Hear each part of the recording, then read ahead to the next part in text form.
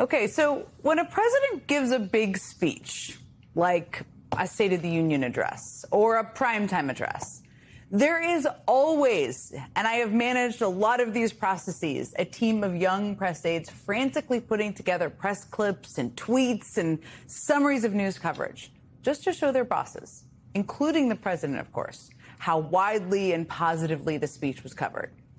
And my bet is last night's speech proved to be a bit more challenging for the crack team over at the White House, because here's what they had to work with. The speech now did make the front page of the Washington Post this morning. You can see it on your screen right there, but really just barely.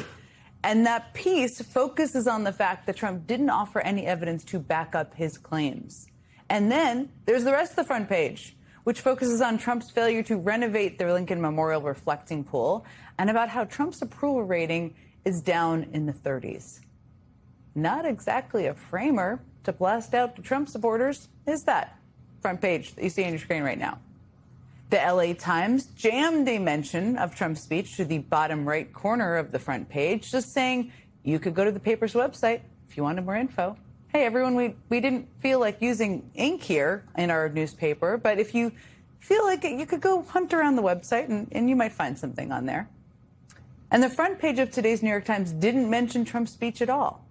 And when you look at the coverage of Trump's favorite news source, in Trump's favorite news source of all of them, I think, that one may have prompted some tantrum throwing by the cable news loving man sitting in the Oval Office. Because after Fox News played all 27 minutes of Trump's speech, and they did, letting him make all his outrageous allegations, they quickly brought on a reporter to give this fun little disclaimer.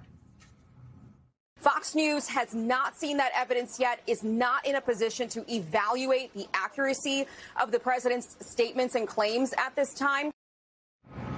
Okay, then. Now, to add insult to injury, Fox didn't even keep talking about the speech after that. That's pretty much it. They changed the subject almost immediately. So much for Trump's big, splashy, subject-changing, narrative-changing speech. And then this morning, Trump's personal favorite show, Fox and Friends, ignored his speech entirely. Now, Fox and Friends is a 3-hour-long show. They have a lot of time for segments on there. They had time this morning for segments about the World Cup and country music star Toby Keith and the dating app Hinge and WNBA star Caitlin Clark and the Fast and the Furious franchise, of course, which apparently still warrants a conversation. But they didn't have time for a segment about Trump's presidential address. Now, that one's gonna kind of sting. Who knows what he was doing flipping through the channel, maybe throwing remotes, we don't know. And it wasn't just the media leaving Trump hanging last night, because Trump's speech was supposed to be the moment when he finally provided bombshell evidence that our elections were somehow insecure. That was the promise, right? That the 2020 election was stolen and he was going to show us new evidence that had been withheld from him somehow, even though he had received a briefing on it. He said he was releasing newly unredacted intelligence documents to prove it all. But last night, the Washington Post reported that Trump's own CIA director, John Ratcliffe, was notably absent from Trump's intelligence-focused speech. And in the minutes after his speech, Ratcliffe posted a statement in which he said a whole lot of words, but none of those words actually backed up the allegations that Trump, his boss, made in his speech. And then after the speech, MS Now's own Vaughn Hilliard got one of the members of Trump's own election task force, the guy who is reportedly one of the big brain conspiracy machines behind all this, to admit that the intelligence documents Trump released yesterday do not prove that any of our recent elections were rigged. You acknowledge that there were no votes changed in 2020. All I can acknowledge is what the intelligence shows, right? I only know the intelligence community has zero evidence that someone has flipped, that a foreign power flipped a vote in 2020, 22, or 24. That's pretty clear. There we go. That's what we've all been saying for a long time. Now, the man that Vaughn was questioning there was the once conservative journalist, if you could call him that, turned conspiracy theorist John Solomon. He is maybe best known for his work trying to downplay the importance of Trump's ties to Russia, but he is now a short-term employee at the White House as part of Trump's election task force. And as MS Now reported earlier this week, he was one of the main people in charge of declassifying intelligence, because obviously he's qualified to do that, to attempt to prove Trump's allegations about elections. He is supposed to be one of the top people in charge of that. But watch how he literally ran away from Vaughn as Vaughn tried to get him to answer questions last night. They did exactly. And so the 2020 election was, in fact, the results as we, the American public. I'm still researching, so let me. This is the first. But there's no intelligence. Not yet. He's got to go. There is no intelligence that the election would have said that Donald Trump was the president president. said that tonight. He's still researching, whatever that means. Now, Trump wanted last night to be his bombshell moment. That's what he wanted it to be. He wanted all the pomp and circumstance and drama of a speech in primetime and document dump that surrounded it as part of the rollout to reignite conspiracy theories about the 2020 election and justify his plans to question the validity of upcoming elections. That's what that whole thing was all about. Remember that cartoon character, Wile E. Coyote, showing him on your screen, just in case you don't remember? Okay? He spent every single episode putting together elaborate plans to chase the Roadrunner, tying himself to rockets to finally catch the Roadrunner, and always blowing himself up in the process. It's kind of what happened to Trump. He tried to make last night's speech stand out from all the other times he has falsely cried election fraud by saying that he was backing up the claims with all the declassified intelligence documents he was having released. Well, not only did those documents not prove Trump's allegations, the documents actually seem to disprove a lot of Trump's points. I mean, for example, despite Trump's claims about election vulnerabilities, the intelligence community showcased how vote tabulation systems would be difficult to manipulate on a wide enough scale to compromise election results. Okay, that was in the documents. And despite Trump's claims that China carried out, quote, the largest compromise of election data in history, resulting in China's illicit acquisition of 220 million U.S. voter files, MS Now found that the document showed something considerably smaller, that China had previously purchased, and that's a key part of it, 2020 voter data from 7 states. Yes, you heard that correctly. It turns out China paid for access to publicly available data, just like anybody else, okay? Like every candidate running for office in a state buys the voter file. And of course, there were also other documents reiterating the intel community's consensus that Beijing has not deployed influence efforts intended to change the outcome of the U.S. presidential election. Okay? It's sort of like Wile E. Coyote painting a tunnel on a rock wall only to run into it himself, right? Which he certainly has done. He hurt himself on that one. But not only did the documents Trump released debunk his claim that foreign powers were trying to stop him from being elected, the documents Trump released show that the intelligence community believed that at least one foreign power was actively trying to help Trump get elected. Surprise, everyone! And this won't be a surprise. Just like in 2016, Russia was trying to help Trump win in 2020. A document shows our intel communities believed that Russian actors were circulating fake narratives linking mail-in voting to voter fraud. That document was the National Intelligence Council's assessment of foreign threats to the 2020 election from August of 2020. Trump himself would have had access to it at the time. And maybe most damning of all of it is that the document says that, quote, President Putin and senior Russian officials are overseeing efforts by proxies to spread claims about former Vice President Biden.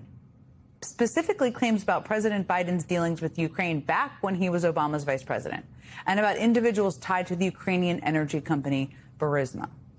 Claims that proxy actors affiliated with the Russian government were advancing with U.S. officials. And gee, I wonder who those officials could be. Now, if you remember, that allegation was the basis of Trump's first impeachment. Trump pressured Ukrainian President Zelensky to announce an investigation into Joe Biden and his son Hunter and the Ukrainian energy company Burisma, while holding up nearly $400 million of military assistance to Ukraine. In other words, Trump certainly seems to fit the description of a U.S. official advancing that false narrative with Russian government proxies. And the documents he himself released show that he should have known Russia was behind that narrative, but he kept pushing it anyway. As much as Trump's speech all blew up in his face last night, as funny as it is to watch him trip into all the traps he set up himself, I think it's important to be clear-eyed about how, even though Trump is a buffoon, he is still trying to assault our democracy. And that is still very dangerous. And I don't just mean dangerous in the sense that he could destroy our democratic republic on top of that. There's also the danger that Trump spreading lies like this puts our nation's election officials in danger. I mean, that's part of it, puts them in danger. And when Trump falsely claims our elections are riddled with fraud, he isn't just lying about the abstract concept of elections generally. He's lying about a system made up of people, a system made up of Americans who volunteer their free time and of public officials who have devoted their entire careers to ensuring we have safe and secure elections. Today, Trump's Homeland Security Secretary Mark Wayne Mullen threatened state and local election officials with prison time if they don't comply with Trump's demands. Now, that is a disgusting threat on its face, but all of this together is Trump and his administration telegraphing to his base that election workers are up to something nefarious, that they are criminals. Again, these are local officials. These are these are your friends and your neighbors. And Trump is riling up his base against them. And unfortunately, we have been here before. Before the violence around the 2020 election reached its peak on January 6th, Trump had turned his base's conspiracy-fueled hatred toward our nation's election workers. He told his base that the election was being stolen from them. He lied, and he made real people suffer because of it. And you might remember that at the time, Georgia election official Gabriel Sterling, a Republican, quite literally begged Trump to stop. My boss, Secretary Raffensperger, his address is out there. They have people doing caravans around their house. They've had people come onto their property. Trisha, his wife of 40 years, is getting sexualized threats through her cell phone. It has to stop. Straw that broke the camel's back today is, again, this 20-year-old contractor for a voting system company just trying to do his job. Just there. In fact, I talked to Dominion today and they said he's one of the better ones they got. His family's getting harassed now. There's a noose out there with his name on it. It's not right. Mr. President, it looks like you likely lost the state of Georgia. We're investigating. There's always a possibility. I get it. And you have the rights to go through the courts. What you don't have the ability to do, and you need to step up and say this, is stop inspiring people to commit potential acts of violence. Someone's going to get hurt. Someone's going to get shot. Someone's going to get killed.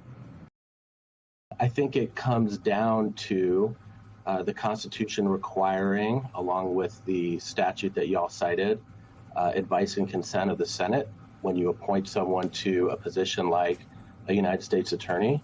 That requirement is there for a reason. It's been around for 100 and some years. People have followed it on a regular basis. And that's what you should do when you want someone to serve as your U.S. attorney. If you don't do that, and you fire folks who are then legitimately put in place pursuant to the same statute, it frustrates that advice and consent clause of the Constitution. Mm-hmm. Roger, so you have a formidable task ahead of you, though. Legal experts are saying that this is going to be tough to win in court. The Times writing such a challenge would almost certainly entail a lengthy, difficult court battle. Are you willing to spend the time and the money that it will cost to wage this war in court against the Trump administration? So those are some of the discussions I'm having with my lawyers, and we are working on those potential legal arguments, and we'll make a decision in the very near future. If I do proceed with the lawsuit, I make decisions because I'm in it and in it for the long haul. And so if it happens, you can expect that we're going to fight. If we decide that it is something that we can't do, then we won't do it. Mm-hmm. Roger, this group of judges that confirmed you, I think it's important for people to know that it was 17 of them. 10 of them were appointed by Democrats. 7 were appointed by Republicans. But they confirmed you unanimously. And why is that? Because you have a storied career. You were a prosecutor in King County. Then you were a federal attorney as well. Just kind of going on a more macro level here, in any other era, you would be considered immensely qualified for this position. Republicans agree with it. Republican judges agree with that. Democratic judges agree with that. Can you sort of speak to what this does to the morale of folks like yourself, and there are many others like you out there in America who have worked very hard for your communities, for your state, for your country for a number of years. And then you get to this point where you can really be in a position to help a lot of people, and you fall victim to politics, not even, I would say, what we know as normal politics, but just extreme partisan politics that elevates somebody who, in some cases, has never tried a case to the point of becoming a U.S. attorney. So this has nothing to do with who I am or my qualifications. To me, it has everything to do with the rule of law and the process that's set out in statute and based in the Constitution. This process that the judges followed is authorized, has been around for a long time, and it's been used in the last 10 years twice in the Western District of Washington. This is not some newfangled, crazy idea that someone came up with. The judges in this case made it even more of a thoughtful process by bringing in a bipartisan commission before they started looking at candidates. So there was a Republican-led bipartisan commission that candidates interviewed with after submitting their papers. And then once those candidates were passed on, we interviewed with the district judges in the Western District. And yeah, there are 17 of them. I don't like calling judges Republican and Democrat. Judges do their own thing once they get on the bench, particularly when they're there for life. So oftentimes what they do has very little to do with who appointed them. But it is a wide range of personalities on that court. I've appeared in front of most of them for a lot of my career and have had them as colleagues for parts of my career. And these are really brilliant, thoughtful, smart people who want to make good decisions for the Western District of Washington. You know, I think, Roger, that actually what you just stated is actually the core of any case that you bring down the line on this matter, because you set out, I thought, very well exactly what the job is and the process to get that job, to be in that position, was honored by the judges, was honored in a way that they tried as best they could to clear out the partisan taint and sort of really go about it the right way. And so I think that the way you laid it out is a very solid, sound argument that can be made that shows just how, to Luke's point, how partisan this effort has become, how tainted it has become, because this is not about the rule of law, but it is about, subjecting the rule of law to the political whims of a president who knows that the rule of law is going to get him at some point, is going to get the appointees, is going to get the decisions he's making, is going to get something that he doesn't want got. And so I just appreciate the way you said it, because I think, to me, it's foundationally why you're probably thinking about going further with this, because you actually believe in that idea of the rule of law. Well, if I get a compliment from Michael Steele, then I've had a good day, so I appreciate it. I've been a prosecutor for the better part of my career. Being a prosecutor and doing it well relies on the rule of law and following it and adhering to it and being really careful with it.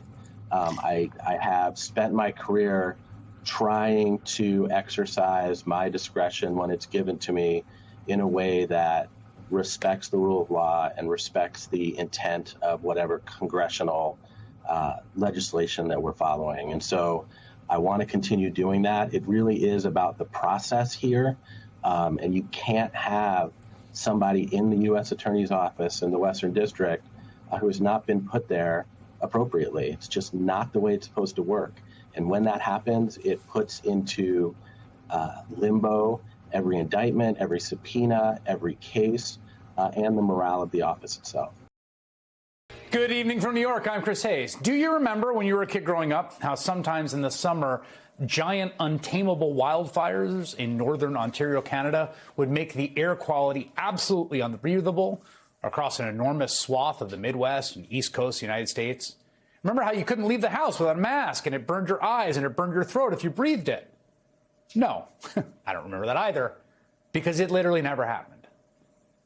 What we are experiencing now in this country right now is not normal, or at least it did not used to be. Sure, wildfires in the West all the time, but this is new. And climate change is exacerbating everything. Winters are warmer, the warmest on record, in fact, which means less snow, and less snow means drier conditions, which in turn means more wildfires, and more wildfires mean more smoke. And then the scorching heat traps the smoke close to the ground, and here we are. What you're looking at right now is the view from the cockpit of a plane over Ontario this week. Those you see there aren't clouds in the center, that is smoke from the fires. I mean, right now, the situation in the Midwest is downright apocalyptic. Just take a look at Cleveland, Ohio. The only thing people are talking right now is that smoky-filled sky. Yes, add 3 more smokes to it, right? I mean, it's just been unbearable, right? Just spending time outdoors, it's just been unhealthy for everyone. So the National Weather Service, along with the EPA, to continue with this cold maroon. That's 5 out of 5, very unhealthy for everyone due to the wildfire smoke that will continue to linger all throughout your Friday. Here's another gorgeous look of smoky downtown. We have the clouds, the low-level smoke and haze sticking around, not much of a sun to talk about. The densest of the smoke is continuing to dance and pretty much scattered around much of the lower Great Lakes region, including the Ohio Valley now.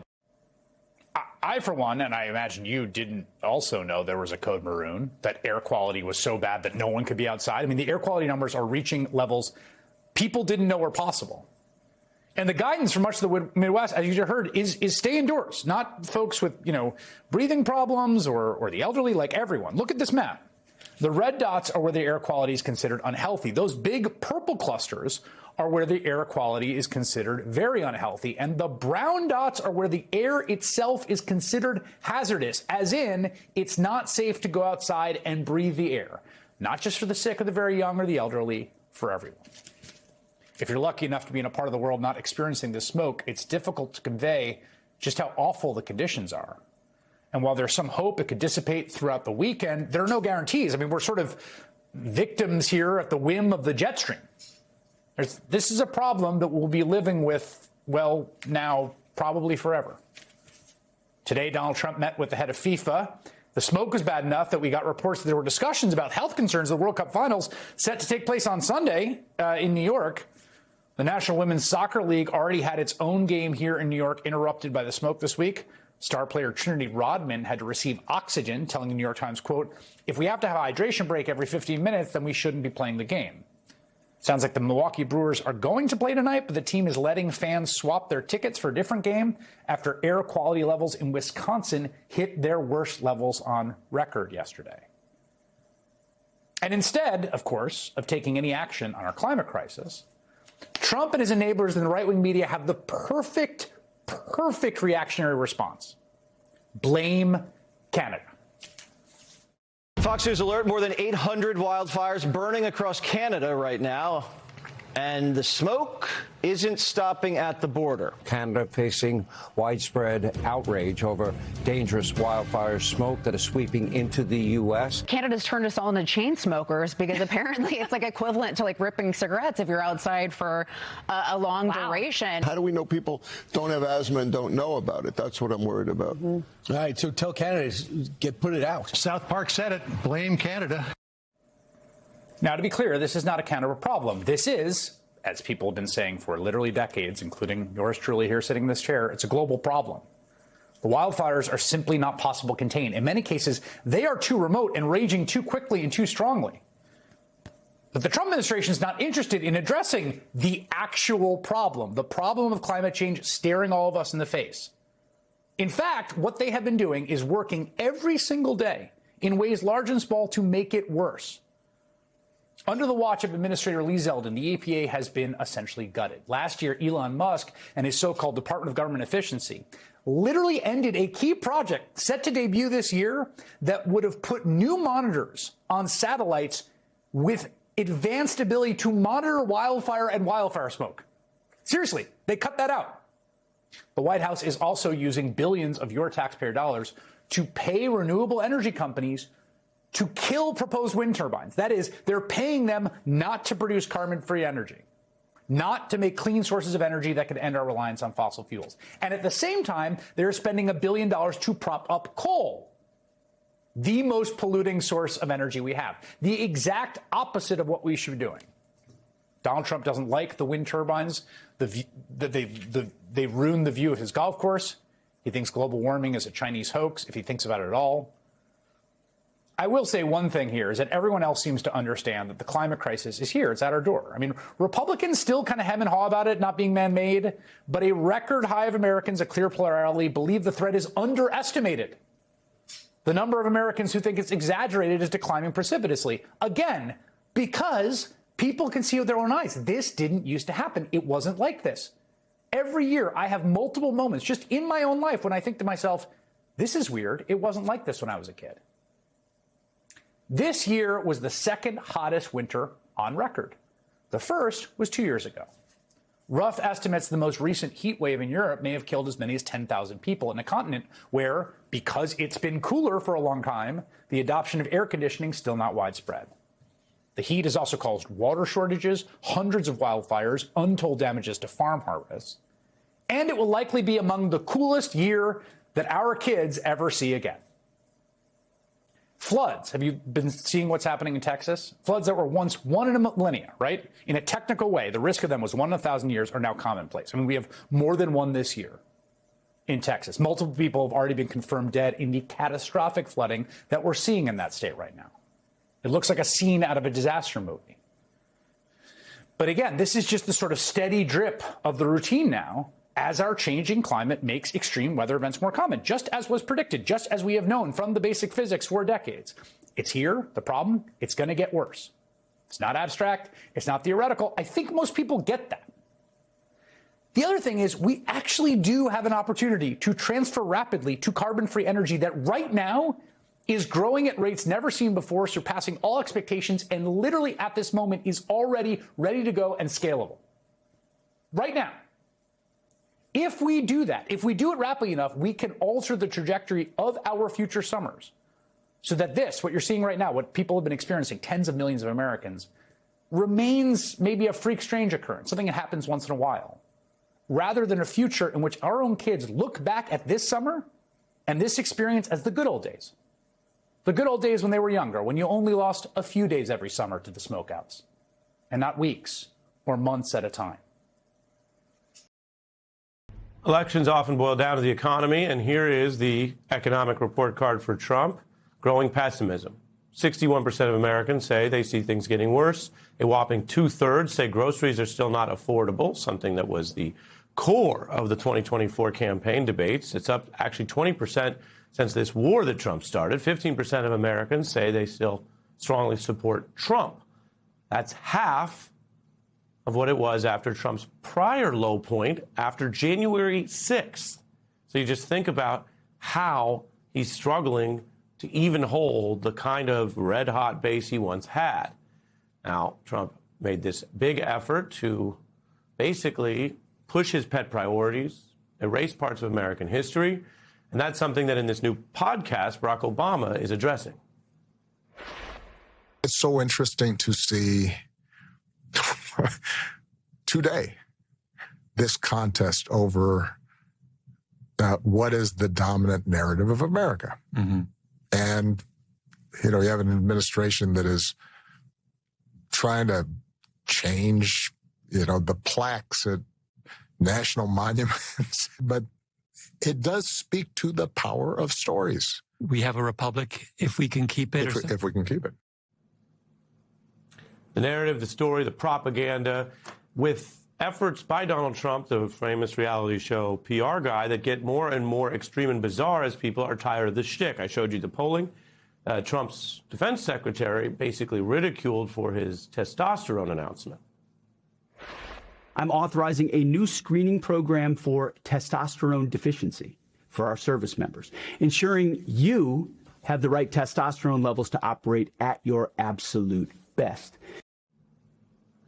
It's self-parody. It's like a South Park or Simpsons episode. But of course, we're at war, a war that Donald Trump's having trouble ending. So this being the content priorities of the Pentagon is, well, a problem to many Americans. As for this whole tea obsession, it goes all the way back to a big part of the manosphere that Steve Bannon thought they could successfully kind of recruit into Republican politics.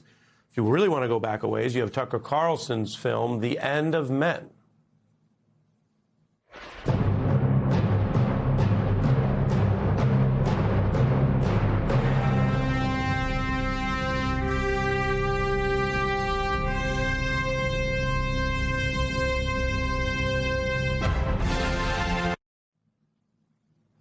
That is the real video of The Thing, not an attack ad or satire of The Thing.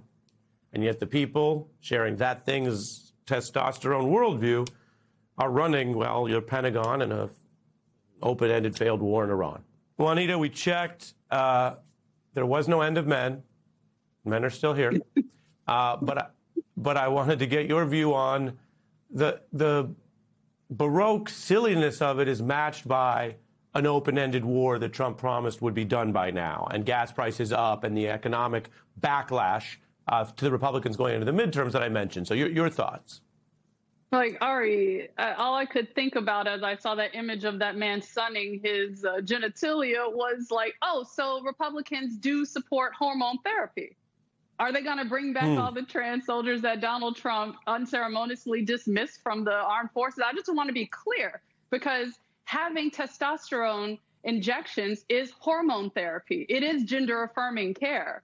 It just seems like they only want to do that for the manliest of men in their definition, the men who they're going to likely deploy in an unending war that they have started unnecessarily, that has prompted economic fallout, which is prompting Republican voters to turn away from them. I want to go to that economic polling, though, Ari, because what it shows is that when the rent is too high, when gas prices are too high, when healthcare costs are too high, when the cost of the shoes for your kids is too high, and you're sitting at your table on the first of the month looking at those increased prices, there is no way to avoid that reality. And people know exactly who to blame. Like, the first of the month is something that comes with a sinking feeling. And every time I say that phrase, I think of Bone Thugs and Harmony. I don't know if y'all are like me, but the first of the month does come with a sinking feeling of the reality of your bank balance compared to all of the expenses that you have to try to cover. Well, and the fact that you show that 61% of voters are negative, I mean, Bone Thugs, I know Professor Johnson appreciates that. I believe that's a shout out Ohio. And the first also makes me think of Hove, who's been celebrating this past weekend. No 2 days are alike except the 1st and 15th, pretty much. And there's a lot of music that talks about the struggle of getting by. And you're saying, Juanita, people know why it's harder to get by right now. They know why gas is up.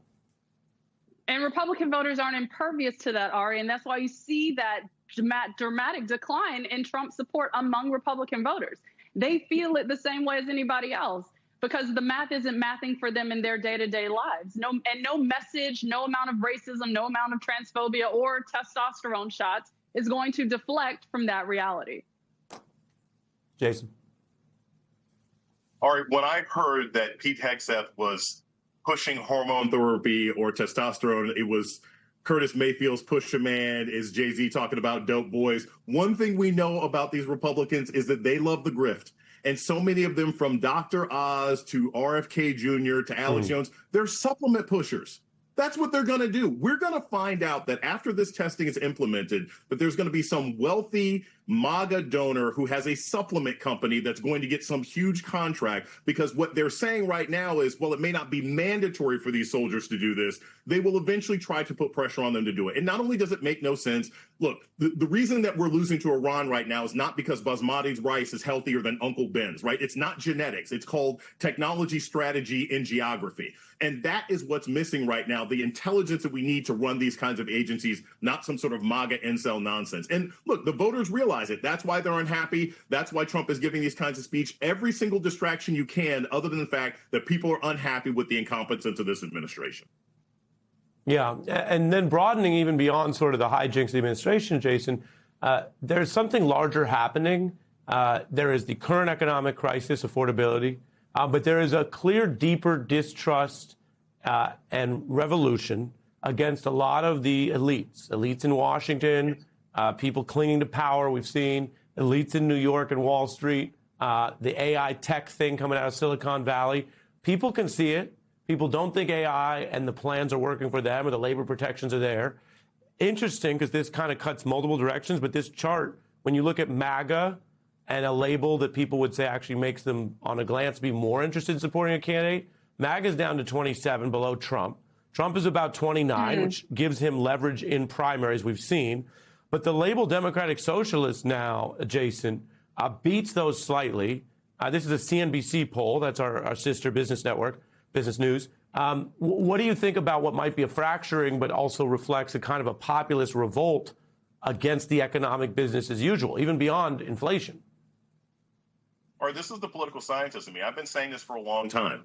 Democratic socialism in 2026 is what we used to call good governance in the 1960s. With Donald Trump, the grift is so shocking and egregious each time that it can become numbing. But try not to be numb. This one is a doozy. Starting August 1st, the company that owns his social media platform, Truth Social, says it's going to start selling Wall Street trading firms direct real-time access to posts on his site, which Donald Trump uses to announce big foreign policy and economic policy decisions in posts that have literally shifted global financial markets. Just this week, it was on Truth Social where Donald Trump announced a new naval blockade against Iran and his own flip-flop on charging ships in the Strait of Hormuz, and his reversal of his administration's decision to halt ICE traffic stops. So even a split-second faster access to those policy announcements, which is what they are, for better or for worse, is an unquestionable edge financially for trading firms.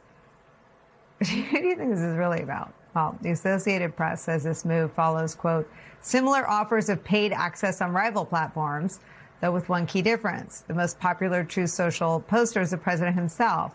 And as the biggest shareholder of the publicly traded parent company, he would directly benefit. Mark and Angelo are still with us. Angelo, I said this about the election speech last night with far more colorful language in a conversation with my friend Tim Miller. He's asking his base to follow, bleep sandwich after bleep sandwich after bleep sandwich, right? Like, we know it's a grift. We know it's a scam. We know it's Trump grifting off a side hustle to Wall Street by enriching himself. It's not even just about letting them get rich off his posts. It's about him getting even richer. What is, in your view, sort of the place where self-respect and looking savvy enough to say, I like what MAGA offers, but not at the expense of my family's savings, not at the expense of my family paying 10 times more at Walmart or my family paying 5 times more to fill up the truck or the minivan? Where is that line where self-respect issues some sort of political backlash for Trump? Yeah, I mean, it was starting, and it'll be a cumulative effect. There isn't going to be a single catalyzing moment, especially in this context. It'll be a slow burn that will eventually lead those regrets to materialize into actual defections where his supporters push back on him. In this case, as opposed to some of the other things that he's done, like the crypto things, where he was actually literally extracting the money predominantly from his own supporters, pumping up something for them to invest in and then cashing out while they were left holding the bag with an asset that was going to be depleted. In this case, this is sort of an innovation. It is, as you noted, it's an escalation and an adaptation. But the target here is Wall Street. It's sort of these abstracts. It's the rich people that the same people that we're talking about here already have oppositional negative feelings about, right? So they're happy if Trump grifts off them, or at least they don't care about it.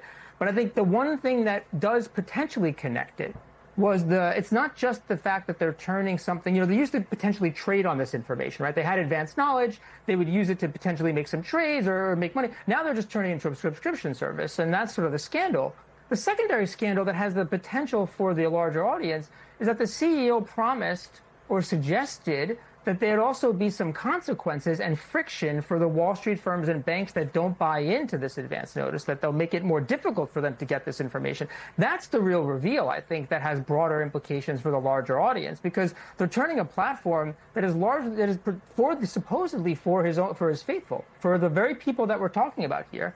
And now they're not only monetizing it, but they're manipulating it in such a way and promising friction that's going to disrupt the platform's purpose, orientation. It's not just going to be about communicating with them. It's going to be about what is now as maximally profiting off of the product. And as you noted, the product is the presidency. But I don't think there's going to be a single moment. It's going to be a cumulative effect. And this is going to go back into the grist meal about the larger frustration that the audience is beginning to have with them just making money all the time and ignoring all the harms that they're experiencing. Mark, your thoughts? Yeah, two things. The first is, we shouldn't overestimate the president's popularity. I mean, he is losing altitude with his base. Like, his base is markedly smaller than it was, when he was elected in 2024.